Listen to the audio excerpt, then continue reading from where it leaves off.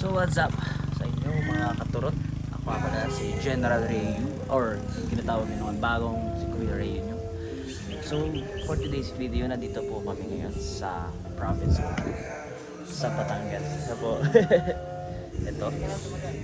Kahapon lang po. So yun, nandito ako sa may province. Relaxing lang and to the point na kailangan ko na mag-relax kasi province life. Ito, yan yung makikita nyo with my trusty Max scooter. Siyong. And hindi naman nakalain na kailangan so ito yung bahay. Yan, kapintin nyo, papagawa pa yan. Ito yung papagawang garahe. Yan, that's the point. Hirap kasi minsan pero kailangan mag-antay at yung isang bagay natin. And ito, to the point na ito yung sa next counter namin. Sagingan, ito si palaya namin dito. Ayan. Ganda talaga. Pagpasok. Pero to the point, ito naman.